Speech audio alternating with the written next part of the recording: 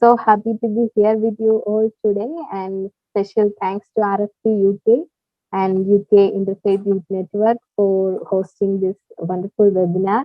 And I'm here to learn from you all and also listen to you and your opinions on how to mobilize young people for interfaith youth action, especially on climate change. And I'm Greshma. I'm joining today from India, and I'm environmental peace builder and founder of EcoPeace Teen Cafe. It's an online dialogue platform for teenagers, and also we are expanding to more young people. And so that's about me. So today we are going to explore more about climate change as well as human conflict, climate change and human conflict. Yeah, today we are going to talk about. I know almost everyone knows what climate change is, and we all are really care about climate change.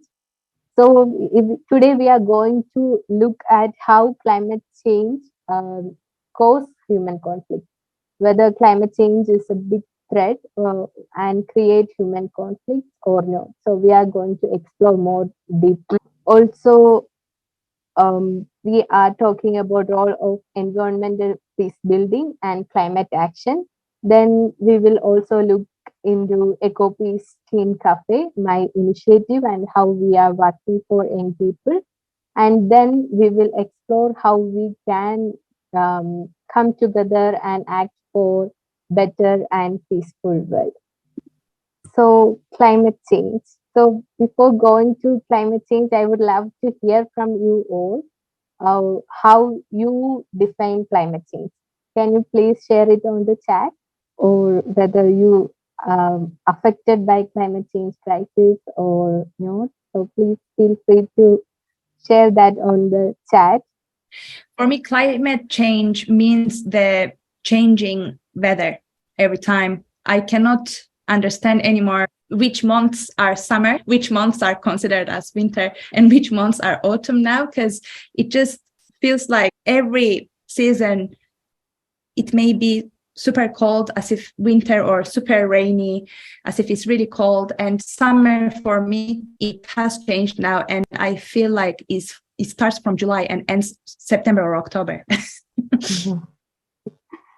Yeah. Kavun, share that climate change means global warming and disruption in ecosystem. And Husna said that shifts in weather pattern, rising temperature, and Merlin also shared that extreme weather conditions. We had Merlin had floods in Durban last year that destroyed so many people, so many infrastructure, and 400 people died. Yes, like all over the world, we are experiencing climate change in one way or the other.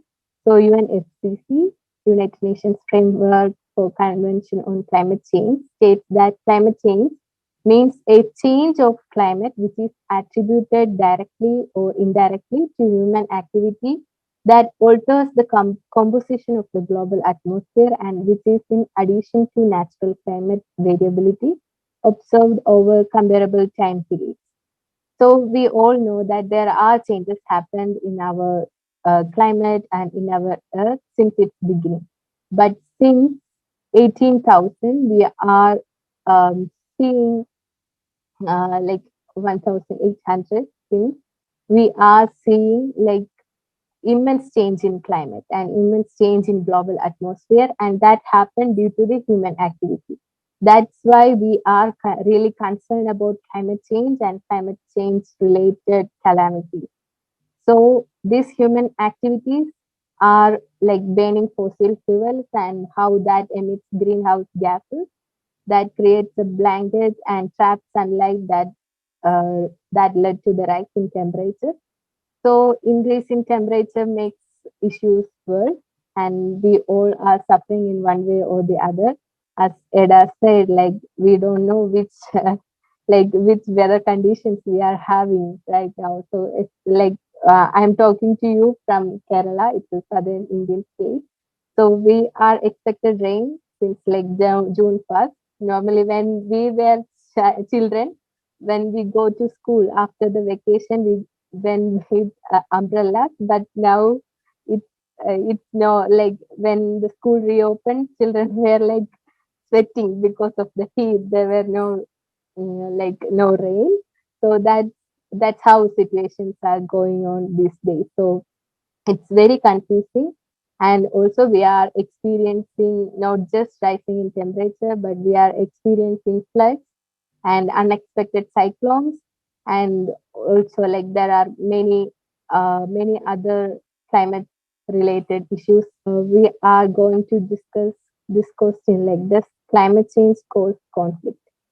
I mentioned that climate change like led people to move from their places. But do you think climate change cause conflict? If you think yes, please type yes on the chat. And if you think climate change doesn't cause any conflict, please type no, no on the chat. So there are many yes in the chat. So yeah, let's dive deeper into that, like whether climate change cause conflict or not. Let's see that. So we are going to discuss two case studies today. One is from Sudan and one is from Syria.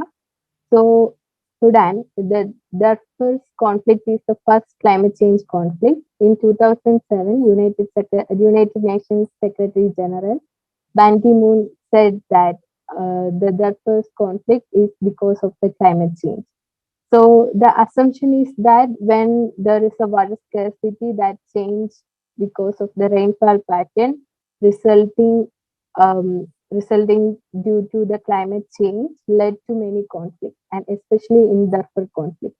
And also research shows that the conflicts happened in sub-Saharan Africa are mainly because of the conflict arise due to the resource crisis and also due to the climate change related. When there is a heavy like temperature rising there there are more conflicts occur.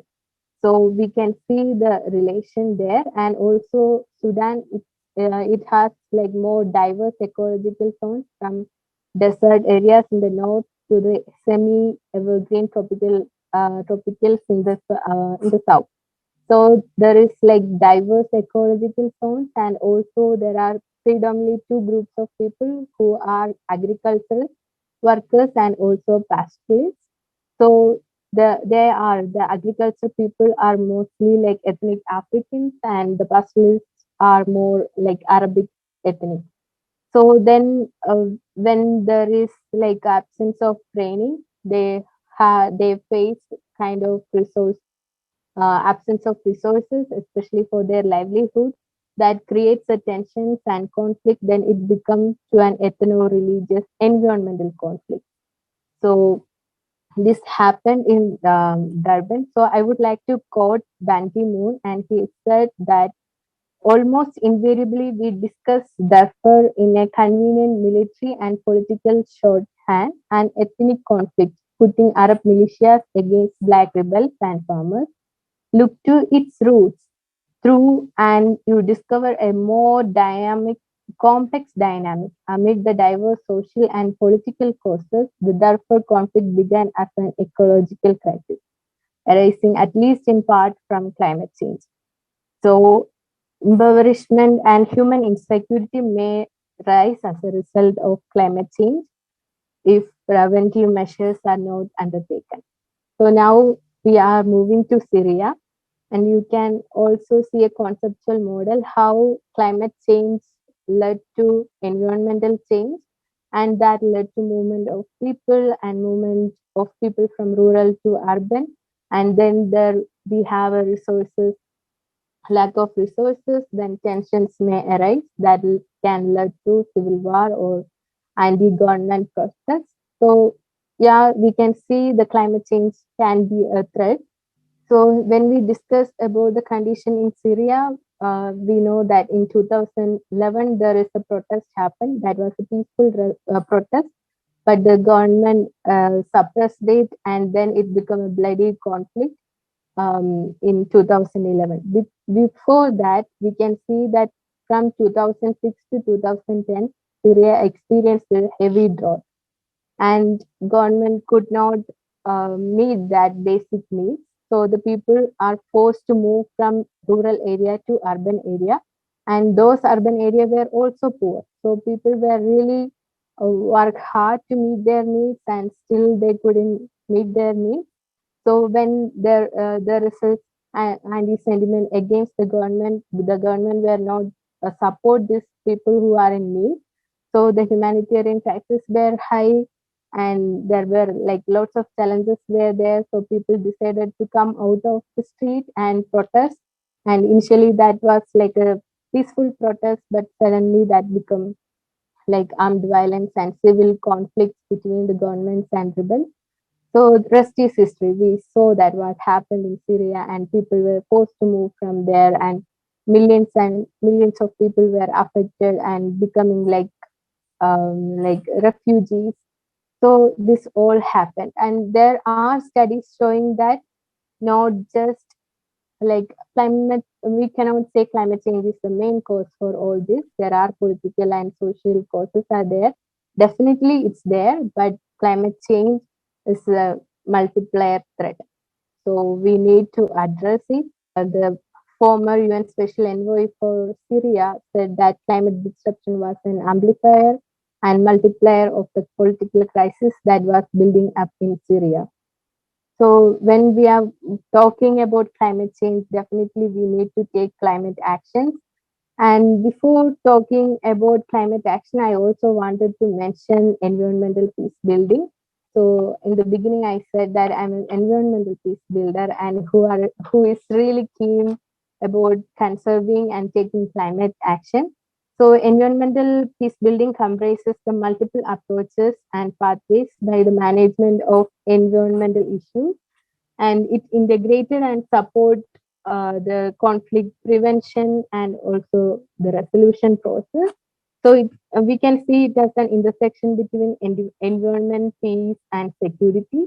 And environmental peace building is working along with three dimensions, especially like security, livelihood, economy, and also political and social relations.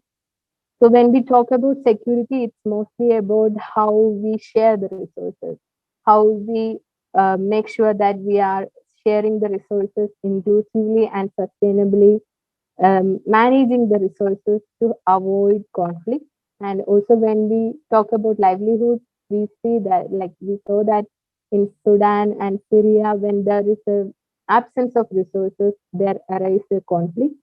So we need to make sure that livelihood security and also economic performance is the key to solve the issues. And otherwise, there is a chance of making more issues.